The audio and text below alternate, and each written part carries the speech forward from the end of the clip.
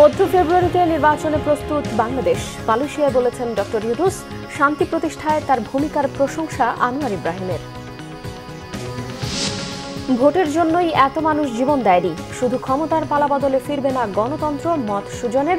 নির্বাচন নিয়ে এখনও ষড়যন্ত্র দেখছে বিএনপি। রপ্তানির ৬৩.৫ বিলিয়ন ডলার টার্গেটে বাণিজ্য মন্ত্রণালয়। লিটারে পাম অয়েলের দাম ১৯ টাকা কমানোর সিদ্ধান্ত। দেখছিলেন ক্রাউন সিমেন্ট সংবাদ শিরোনাম, এবারে বিস্তারিত। অন্তর্বর্তী সরকারের প্রধান উপদেষ্টা প্রফেসর ডক্টর মোহাম্মদ ইউনূস বলেছেন, মধ্য ফেব্রুয়ারিতে নির্বাচনের জন্য প্রস্তুত বাংলাদেশ। মালয়েশিয়ার প্রধানমন্ত্রী আনোয়ার ইব্রাহিমের সাথে দ্বিপক্ষীয় বৈঠক শেষে যৌথ ব্রিফিংয়ে এসব কথা জানান তিনি। রোহিঙ্গা সমস্যা সমাধানে মালয়েশিয়ার সহযোগিতাও চেয়েছেন তিনি। মালয়েশিয়ায় বিনিয়োগকারীদের বাংলাদেশে বিনিয়োগেরও আহ্বান জানান প্রধান উপদেষ্টা। এদিকে আনোয়ার ইব্রাহিম বলেন, বৈঠকের পর মালয়েশিয়ার সাথে প্রতিরক্ষা, জ্বালানি সহযোগিতা সহ 5টি স্মারক সই হয়। রিপোর্ট করছেন রোকনুজ্জামান।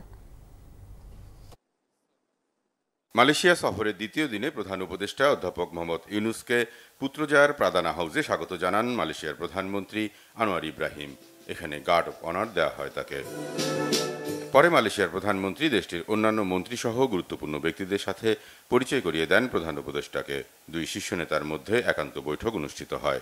পরে বাংলাদেশ ও মালয়েশিয়ার মধ্যে 5টি সমঝোতা স্মারক ও 3টি নোট বিনিময় হয়। ডক্টর ইউনূস ও আনোয়ার ইব্রাহিম পুত্রজায়ায় এমইউ ও নোট বিনিময় অনুষ্ঠানে সাক্ষী থাকেন। উচ্চশিক্ষার ক্ষেত্রে সহযোগিতা, কূটনীতিকদের প্রশিক্ষণ, তরলীকৃত প্রাকৃতিক গ্যাস, এলএনজি সরবরাহ, অবকাঠামো নির্মাণ, পেট্রোলিয়াম পণ্যের অবকাঠামোর ক্ষেত্রে সহযোগিতা সংক্রান্ত সমঝোতা স্মারক সই হয়। এরপর হয় যৌথ প্রেস ব্রিফিং। প্রধান উপদেষ্টা গত 1 বছরে অন্তর্বর্তীকালীন সরকারের নেয়া বিভিন্ন উদ্যোগ তুলে ধরেন, জানান নির্বাচনের প্রস্তুতির কথাও। Making sure that Bangladesh goes in the right direction. We are very happy. We restored order in the country. We restored the economy. We restored institutions to function within just about a year. So now we are ready for elections. So we will be holding our election in coming February, middle of February, to elect a new government so that we can go to a normal running of the country. So there we need lots of support, and we are looking forward to Malaysia's support. Always we bank to them. And you have just mentioned about the Rohingyas. This is a big problem for us. We are seeking help from Malaysia, particularly as a chair of the ASEAN. বাংলাদেশের শান্তি প্রতিষ্ঠায় doctor ইউনূসের ভূমিকার প্রশংসা করেন মালয়েশিয়ার প্রধানমন্ত্রী Anwar Ibrahim. Of course, it's a rare pleasure to welcome a great friend of Malaysia, Professor Mohammad Yunus, who is now Chief Advisor. During the transition years, he made remarkable progress in ensuring there's peace and security in the country, and now continuing that collaboration to enhance relations, both investment, trade, culture and education with Malaysia. পরে মালয়েশিয়ার প্রধানমন্ত্রী আনোয়ার ইব্রাহিমের বাসভবনে মধ্যাহ্নভোজনে যোগ দেন প্রধান উপদেষ্টা doctor Yunus. Rokonuzzaman, Bangla vision, Dhaka. যে আকাঙ্ক্ষায় জুলাই আন্দোলনে 2000 মানুষ জীবন দিয়েছে, 4000 মানুষ চোখ হারিয়েছে এবং হাজার হাজার পঙ্গুত্ব বরণ করেছে, কেবল ক্ষমতার পালাবদলে সে আকাঙ্ক্ষা পূরণ সম্ভব নয় বলেছেন বিশিষ্টজনেরা। ভবিষ্যতে যেন আর কেউ স্বৈরাচার হয়ে উঠতে না পারে, সেই আলোকে করতে হবে জাতীয় সনদ, নইলে এই সনদই হবে জনমতের প্রধান অন্তরায়। রিপোর্ট করছেন মুহিবুল্লাহ মুহিব। রাষ্ট্র সংস্কারের লক্ষ্যে গঠন করা 11টি সংস্কার কমিশন তাদের সুপারিশ সহ প্রতিবেদন জমা দিয়েছে সরকারের কাছে। সকল রাজনৈতিক দলের সাথে আলাপ আলোচনা চালিয়ে যাচ্ছে জাতীয় ঐকমত্য কমিশন। উদ্দেশ্য একটি জাতীয় সনদ তৈরি করা। প্রস্তাবিত জাতীয় সনদ চূড়ান্ত করতে জনমত যাচাই করেছে সুশাসনের জন্য নাগরিক সুজন। ঢাকা রিপোর্টার্স ইউনিটিতে আয়োজিত এক সংবাদ সম্মেলনে প্রতিষ্ঠান থেকে জানানো হয়, দ্বিকক্ষ বিশিষ্ট আইনসভার পক্ষে 69%, ঘূর্ণায়মান পদ্ধতিতে নিম্নকক্ষে নারী আসনের পক্ষে 63%, আনুপাতিক পদ্ধতিতে উচ্চকক্ষ গঠনের পক্ষে 71% এবং সংসদে বিরোধী দল থেকে ডেপুটি স্পিকার নিয়োগের পক্ষে 86% মানুষ ভোট দিয়েছে। একই ব্যক্তি প্রধানমন্ত্রী, সংসদ নেতা ও দলীয় প্রধান হতে পারবেন না, এমন প্রস্তাবে সমর্থন দিয়েছে 87% মানুষ। জাতীয় ঐক্যমত্য কমিশন রাজনৈতিক 30-এর অধিক রাজনৈতিক দলের সাথে আলাপ আলোচনা করে এই পর্যন্ত আমরা 82টা বিষয়ে ঐক্যমত্যে পৌঁছেছি। এবং আমরা আশা করি যে এটা জুলাই জাতীয় সনদ স্বাক্ষরিত হবে। এবং এই যে সুজনের কাজটা, এটা হলো এই সরকারের প্রচেষ্টাকে সহায়তা করা। এই 40টা পয়েন্ট এখানে আপনারা দেখছেন সুজনের উদ্যোগে, এটা হলো সুজনের উদ্যোগে একটা জাতীয় সনদের খসড়া। এছাড়া প্রস্তাবিত শাসন পদ্ধতি পরিবর্তনের বিষয়ে মন্ত্রিপরিষদ শাসিত সরকারের পক্ষে 87%, রাষ্ট্রপতি নির্বাচনে ইলেকটোরাল কলেজ পদ্ধতিকে 86%, রাষ্ট্রপতির ক্ষমতা বৃদ্ধির পক্ষে 88%, সংবিধানের 70 অনুচ্ছেদ সংশোধনের পক্ষে 87% এবং রাষ্ট্র পরিচালনার মূলনীতির পক্ষে 90% মানুষ ভোট দিয়েছে। আপনারা অবাক হবেন, এই 16 বছরে বাংলাদেশ থেকে 28 লক্ষ কোটি টাকা পাচার হয়ে গেছে। আমার আপনার এই গরিব দেশে এই 28 লক্ষ কোটি টাকা দিয়ে আমি হিসাব করেছি 105টি পদ্মা সেতু করা যায়। কাজেই কেবল একটা নির্বাচনের পালা বদল করে যে সরকার আসবে তার প্রতি কিন্তু আমরা আস্থা রাখতে পারি না। এই জন্যই সংস্কারগুলো দরকার। এমন সরকার চাই যারা গণতন্ত্রকে প্রাতিষ্ঠানিক রূপ দিবেন এবং সবচেয়ে যেটা দরকার, জবাবদিহি করতে হবে। আপনি যা খুশি তা করে পার পেতে পারেন না। ব্যাংক লুট করে, টাকা পাচার করে, ক্ষমতার সীমাহীন অপব্যবহার করে, মানুষকে গুম করে, খুন করে আপনি কিন্তু পার পেতে পারেন না। পার যেন পেতে না পারেন সেই জন্য আইনের শাসনগুলো দরকার। নির্বাচনী সংস্কার, সরকারি প্রতিষ্ঠানগুলোর স্বাধীনতা ও বিকেন্দ্রীকরণ, রাজনৈতিক দলের সংস্কারের পক্ষে বেশিরভাগ মানুষ এই জরিপে মতামত দিয়েছে। মুহিবুল্লাহ মুহিব, বাংলা ভিশন, ঢাকা। জুলাই গণঅভ্যুত্থানে আহতদের প্রশিক্ষণ দিয়ে আত্মকর্মসংস্থানের ব্যবস্থা করা হবে বলে জানিয়েছেন স্থানীয় সরকার, পল্লী উন্নয়ন ও যুব ও ক্রীড়া উপদেষ্টা আসিফ মাহমুদ সজীব ভুঁইয়া। রাজধানীর একটি হোটেলে জাতীয় ও আন্তর্জাতিক যুব দিবসের অনুষ্ঠানে এসব কথা বলেন তিনি। সরকারের পাশাপাশি এই ক্ষেত্রে বেসরকারি উদ্যোক্তাদেরও এগিয়ে আসার আহ্বান জানান উপদেষ্টা। তিনি বলেন, এরই মধ্যে শিক্ষার্থীদের বিভিন্ন ক্ষেত্রে পার্ট টাইম কাজের ব্যবস্থা করেছে সরকার। যুবকদের আধুনিক ও বিজ্ঞানমনস্ক হিসেবে গড়ে তুলে দুর্নীতি ও বৈষম্যমুক্ত বাংলাদেশ গড়ে তোলার উপরও জোর দেন আসিফ মাহমুদ সজীব ভুঁইয়া। সরকারি চাকরি না খুঁজে যুবক যুবতীদের উদ্যোক্তা হওয়ার আহ্বান জানান তিনি। অনুষ্ঠানে প্রধান উপদেষ্টার তথ্য প্রযুক্তি বিষয়ক বিশেষ সহকারী ফয়েজ আহমেদ তৈয়ব এবং সড়ক ও সেতু এবং রেলপথ বিষয়ক বিশেষ সহকারী শেখ মঈনুদ্দিন বক্তব্য রাখেন। আত্মকর্মসংস্থানে বিশেষ অবদানের জন্য এবছর 16 জনকে জাতীয় যুব পুরস্কার দেয়া হয়। নতুন বাংলাদেশ গড়ার ক্ষেত্রে তরুণদের চিন্তা ভাবনাকে প্রাধান্য দিতে চায় সরকার তাদের কথা শুনতে চায়, তাদের দৃষ্টিভঙ্গি জানতে চায় এবং তাদের চাহিদাকে বুঝতে চায়। এই উদ্দেশ্যেই যুব উন্নয়ন অধিদপ্তর দেশের 10টি বিশ্ববিদ্যালয়ে পলিসি কম্পিটিশন আয়োজনের উদ্যোগ নিয়েছে, যার মাধ্যমে তরুণদের চিন্তাভাবনা ও প্রস্তাবগুলো রাষ্ট্রীয় নীতিতে অন্তর্ভুক্ত করার চেষ্টা করা হবে। বিএনপির সিনিয়র যুগ্ম মহাসচিব রুহুল কবির রিজভীর অভিযোগ, নানা ধরনের কূটকৌশলে জাতীয় নির্বাচন নিয়ে এখনও ষড়যন্ত্র চলছে। এক্ষেত্রে টার্গেট করা হচ্ছে জাতীয়তাবাদী শক্তিকে। শহীদ রাষ্ট্রপতি জিয়াউর রহমানের ছোট ছেলে আরাফাত রহমান কোকর 56তম জন্মদিন উপলক্ষে তার কবর জিয়ারতের পর এসব কথা বলেন রুহুল কবির রিজভী। তার অভিযোগ, ধর্মের নামে বিভ্রান্তিমূলক কথাবার্তা বলছে একটি গোষ্ঠী। এখনও পালিয়ে যাওয়া ফ্যাসিবাদী শক্তি নানা অপকর্মে জড়িত বলেও জানান রিজভী।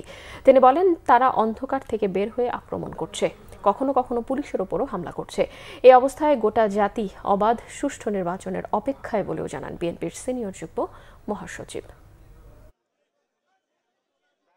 এই নির্বাচনকে নিয়েও অনেকে নানা ধরনের কূটকৌশলের আশ্রয় নিয়ে ষড়যন্ত্রের মধ্যে লিপ্ত আছে। আমরা যাদেরকে বারবার দেখেছি, এই আওয়ামী ফ্যাসিবাদকে তারা নানা কারণে নানা অজুহাত সৃষ্টি করে তাদের হাতকে শক্তিশালী করেছিলেন। যে জাতীয়তাবাদী শক্তিকেই টার্গেট করছে আরেকটা গণতন্ত্র বিরোধী শক্তি, তারা নানাভাবে নানা কায়দায় ধর্মের নামে এই সমস্ত বিভ্রান্তিমূলক কথাবার্তা বলছে। ভারতে পালিয়ে যাওয়া সাবেক প্রধানমন্ত্রী শেখ হাসিনার পক্ষে মানবতাবিরোধী অপরাধের মামলায় লড়তে সুপ্রিম কোর্টের প্রবীণ আইনজীবী জেড.আই খান পান্নার আবেদন নাকচ করেছে আন্তর্জাতিক অপরাধ ট্রাইব্যুনাল 1। মঙ্গলবার বিচারপতি গোলাম মর্তুজা মজুমদারের নেতৃত্বাধীন আন্তর্জাতিক অপরাধ ট্রাইব্যুনাল 1 তার আবেদন নাকচ করে। ট্রাইব্যুনাল জানায়, এই মুহূর্তে কোনো আবেদন গ্রহণ করা আইনত সম্ভব নয়। এদিকে আজ জুলাই আন্দোলনে চাংখারপুলে আনাজ সহ 6 জন হত্যা মামলার দ্বিতীয় দিনের সাক্ষ্য গ্রহণ নেওয়া হয়। এছাড়াও জুলাই আন্দোলনে সাভারে ইয়ামিন হত্যা ও 2013 সালে শাপলা চত্বরে হেফাজতে ইসলামের সমাবেশে চালানো হত্যা মামলার তদন্ত প্রতিবেদন দাখিলের দিন ধার্য ছিল। এরই মধ্যে ইয়ামিন হত্যা মামলার প্রতিবেদন দাখিলের 1 মাসের সময় বাড়িয়ে 14 সেপ্টেম্বর এবং শাপলা গণহত্যার মামলার তদন্তের প্রতিবেদন দাখিলের জন্য 12 নভেম্বর দিন ধার্য করেছে ট্রাইব্যুনাল। চলতি অর্থবছরে রপ্তানির লক্ষ্যমাত্রা 63.5 বিলিয়ন মার্কিন ডলার নির্ধারণ করেছে বাণিজ্য মন্ত্রণালয়। মঙ্গলবার সচিবালয়ে এক সংবাদ সম্মেলনে এই ঘোষণা দেওয়া হয়। নতুন টার্গেট অনুযায়ী পণ্য রপ্তানির লক্ষ্যমাত্রা 14% বাড়িয়ে ধরা হয়েছে 55 বিলিয়ন ডলার, আর সেবা খাতের রপ্তানি প্রবৃদ্ধি 19% বাড়িয়ে ঠিক করা হয়েছে 8.5 বিলিয়ন মার্কিন ডলার। বাণিজ্য উপদেষ্টা শেখ বশির উদ্দিন জানিয়েছেন, গেল অর্থবছরে 56 বিলিয়ন ডলারের পণ্য রপ্তানি হয়েছে। বিজিএমইএ সভাপতি মাহমুদ হাসান খান বলেন, প্রাতিষ্ঠানিক সহযোগিতা পেলে রপ্তানির লক্ষ্যমাত্রা অর্জন কঠিন হবে না। এই জন্য বিদ্যুৎ জ্বালানি সমস্যা দূর করারও তাগিদ দেন বিকেএমই এর সভাপতি মোহাম্মদ হাতেম। বাণিজ্য উপদেষ্টা জানান, মার্কিন শুল্ক আরও কমাতে আলোচনা করছে সরকার। সংকট কাটাতে পেঁয়াজ আমদানির চিন্তাও চলছে। পাম অয়েলের দাম লিটারে 19 টাকা কমানোর সিদ্ধান্ত জানান তিনি। ভারতের সাথে ব্যবসা বাণিজ্য সংক্রান্ত নানা দিক নিয়ে আলোচনার জন্য দেশটির কাছে চিঠি দেওয়ার কথাও জানান বাণিজ্য উপদেষ্টা। আইন শৃঙ্খলায় সমস্যা আছে, but vulnerable maybe not the right word, এবং যে জায়গায় বিচ্ছিন্ন বিভিন্ন জায়গায় সংকট আছে, সামগ্রিকভাবে কোনো সংকট আইন শৃঙ্খলার নেই। আর দ্বিতীয় বিষয় হচ্ছে যে আমরা যে 20% শুল্ক আরোপিত হয়েছে আমাদের উপরে, আমাদের 15% বা তার থেকে কম করার প্রচেষ্টায় আমরা বাণিজ্য মন্ত্রণালয় এবং মানে বাণিজ্য মন্ত্রণালয় সহ সকল মন্ত্রণালয়ের যে সম্মিলিত প্রয়াস, সেটা এখনো জারি আছে এবং এটা থাকবে। বাংলাদেশ ব্যাংকের governor doctor Ahsan H Mansur বলেছেন, দুর্বল ব্যাংক একীভূত করার প্রক্রিয়া চলছে। এই নিয়ে ব্যাংক গ্রাহকদের চিন্তার কিছু নেই। সরকার আমানতকারীদের সকল দায়িত্ব নেবে। সকালে বাংলাদেশ ব্যাংকের কেন্দ্রীয় কার্যালয়ে চলতি অর্থবছরে কৃষি ও পল্লী ঋণ নীতিমালার ঘোষণা উপলক্ষে এক সংবাদ সম্মেলনে এই কথা বলেন তিনি। গভর্নর জানান, আমদানির বিষয়ে সরকারের ভুল নীতির কারণে মূল্যস্ফীতি নিয়ন্ত্রণ কঠিন হয়ে পড়ে। বছরের শুরুতে আমদানি নীতি ঠিক করা না হলে মূল্যস্ফীতি কোনোভাবেই নিয়ন্ত্রণ করা সম্ভব হবে না বলেও মন্তব্য করেন গভর্নর। তিনি বলেন, বাংলাদেশে প্রয়োজনীয় খাদ্য উৎপাদন হয় না, এ কারণে চাইলেও আমদানি বন্ধ করা সম্ভব নয়। শুধু চালের দাম বাড়ায় জুলাই মাসে মূল্যস্ফীতি কমেনি বলে মনে করেন গভর্নর। আগের বছরের চেয়ে 3.5% বাড়িয়ে 2025-26 অর্থ বছরের জন্য 39,000 কোটি টাকার কৃষি ও পল্লী ঋণ বিতরণের টার্গেট ঠিক করেছে কেন্দ্রীয় ব্যাংক। সাংবাদিক তুহিন হত্যায় বিএনপিকে জড়িয়ে অপপ্রচারের অভিযোগে এনসিপির নেতা সার্জিস আলমের বিরুদ্ধে 10 কোটি টাকার মানহানির মামলা হয়েছে গাজীপুরে। গাজীপুরের অতিরিক্ত চিফ মেট্রোপলিটন ম্যাজিস্ট্রেট কোর্টে সকাল 11:30টার দিকে এই মামলা করেন গাজীপুরের বাসন থানায় বিএনপির সভাপতি তানভীর সিরাজ। তিনি জানান, অপরাধী চক্রের ভিডিও ধারণ করায় সাংবাদিক তুহিনকে নির্মমভাবে হত্যা করা হয়। কিন্তু এনসিপির উত্তরাঞ্চলের মুখ্য সংগঠক সার্জিস আলম এই ঘটনায় বিএনপিকে জড়িয়ে ফেসবুকে নানা অপপ্রচার চালিয়েছেন, যা দলের ভাবমূর্তি নষ্ট করেছে। এরই মধ্যে জিএমপি কমিশনার এই হত্যাকাণ্ডের মূল রহস্য উদ্ঘাটন করেছেন, যেখানে রাজনৈতিক কোনো সংশ্লিষ্টতা পাওয়া যায়নি। তাই দলের নির্দেশনা অনুযায়ী বাদী হয়ে মামলাটি করেন বলে জানান বিএনপির এই নেতা। মাইলস্টোন স্কুল অ্যান্ড কলেজ স্থানান্তর, বিমান দুর্ঘটনার দিনে স্কুলের সিসিটিভি ফুটেজ দেখতে দেয়া সহ 8 দফা দাবি জানিয়েছেন নিহতের স্বজনরা। বিমান বিধ্বস্তে দায়ীদের বিচারের পাশাপাশি সরকার সহ সংশ্লিষ্টদের কাছ থেকে জরিমানা আদায়ের দাবিও জানিয়েছেন তারা। মাইলস্টোনের পাশে মেট্রো স্টেশন ডিপোর সামনে মানববন্ধন ও বিক্ষোভ কর্মসূচি থেকেই এই দাবি জানানো হয়। রিপোর্ট করছেন শুভ মাহফুজ। বাড়ছে রাজধানীর উত্তরায় মাইলস্টোন স্কুল অ্যান্ড কলেজে যুদ্ধ বিমান বিধ্বস্তে সন্তান হারানো অভিভাবকদের ক্ষোভ। এ ঘটনা দায়ীদের বিচার চান তারা। সরকারও সংশ্লিষ্টদের কাছে সুষ্ঠু তদন্ত সহ ক্ষতিপূরণেরও দাবি জানান। এত বড় একটা দুর্ঘটনা, এর দায় কার? কে নেবে এই দায়? প্রশিক্ষণ বিমান কেন এরকম আবাসিক এলাকা দিয়ে যাবে? আমরা সরকারের কাছেও এটা সুষ্ঠু তদন্ত আর বিচার চাই, আর স্কুলের এটা সুষ্ঠু তদন্ত হোক। এই স্কুলটার মধ্যে অনেক সিসিটিভি ফুটেজ নেওয়ার মতো সিসিটিভি ক্যামেরা আছে। সিসিটিভি ক্যামেরার ফুটেজগুলো আমাদেরকে দেখান। আমার বাসার সকাল শুরু হয় কান্না দিয়ে। আমার ওয়াইফ এখনো বিছানা থেকে উঠতে পারে না। 2 ছেলেকে একসাথে নিয়ে আসছে স্কুলে। আমার এক ছেলেকে আমি বাহানি ইউনিটে নিথর দেহ নিয়ে আসছি। সরকারের থেকে একটা লুকও আসেনি আমাদের কাছে। এদের একটা এক্সিট গেট নাই, স্কুলের ভিতরে একটা বড় বিল্ডিং করছে, কয়টা এক্সিট গেট? এই বিল্ডিং থেকে বের হওয়ার জন্য কয়টা দুর্ঘটনা ঘটতেই পারে, কিন্তু আপনাদের এক্সিট গেটগুলি কোথায়? মঙ্গলবার সকাল 7টা থেকে স্কুলের সামনে নিজেদের 8 দফা দাবি নিয়ে মানববন্ধন করেন নিহত শিক্ষার্থীদের পরিবার ও স্বজনরা। এ সময় মাইলস্টোন ট্র্যাজেডির সুষ্ঠু তদন্ত ও বিচার, সারা দেশে মাইলস্টোন স্কুল সহ সব শিক্ষা প্রতিষ্ঠানের কোচিং বাণিজ্য বন্ধ করা সহ 8 দফা দাবি জানান অভিভাবকরা। সরকারের পক্ষ থেকে প্রত্যেকটা নিহত বাচ্চাকে 5 কোটি টাকা ক্ষতিপূরণ মানে জরিমানা দিতে হবে। যারা আহত হয়েছে তাদের সুচিকিৎসা দিতে হবে, চিকিৎসার খরচ বহন করতে হবে এবং 1 কোটি করে টাকা দিতে হবে। এদিকে বিমান বিধ্বস্তের সেই ট্রমা থেকে এখনো বের হতে পারেননি শিক্ষার্থীরা। স্কুলের উপর দিয়ে উড়ে যাওয়া বিমানের আওয়াজে এখনো আঁতকে ওঠে তারা। আমরা স্কুলেও যাই আতঙ্কের সাথে, বাসায়ও আসি আতঙ্কের সাথে। গার্ডিয়ানরাও আমাদের পিছু ছাড়ে না, আবার যদি সেম কাহিনী হয়ে যায়। কত কত বিমান আমাদের উপর দিয়ে গেছে, সেগুলোর যে আওয়াজগুলা ওটাই তো ট্রমাটাইজ লাগে যে কখন এটা নিয়ন্ত্রণহীন হয়ে পড়া যায়। গত 21 জুলাই দুপুরে উত্তরা দিয়াবাড়িতে মাইলস্টোন ক্যাম্পাসে বিধ্বস্ত হয় বাংলাদেশ বিমান বাহিনীর F-7 BGI মডেলের একটি যুদ্ধ বিমান। এই ঘটনা বিমানের পাইলট লেফটেন্যান্ট মোহাম্মদ তকির ইসলাম সহ নিহত হয়েছেন 34 জন, যাদের মধ্যে 27 জনই প্রতিষ্ঠানটির শিক্ষার্থী। দগ্ধ অবস্থা অনেকেই এখনো রাজধানীর বিভিন্ন হাসপাতালে চিকিৎসাধীন। শুভ মাহফুজ, বাংলা ভিশন, ঢাকা। সংবাদ শেষ করব ক্রাউন সিমেন্ট শিরোনামগুলো আরও একবার জানিয়ে। মধ্য ফেব্রুয়ারিতে নির্বাচনে প্রস্তুত বাংলাদেশ, মালয়েশিয়ায় বলেছেন ডক্টর ইউনূস। শান্তি প্রতিষ্ঠায় তার ভূমিকার প্রশংসা আনোয়ার ইব্রাহিমের। ভোটের জন্যই এত মানুষ জীবন দেয়নি, শুধু ক্ষমতার পালাবদলে ফিরবে না গণতন্ত্র, মত সুজনের। নির্বাচন নিয়ে এখনো ষড়যন্ত্র দেখছে বিএনপি।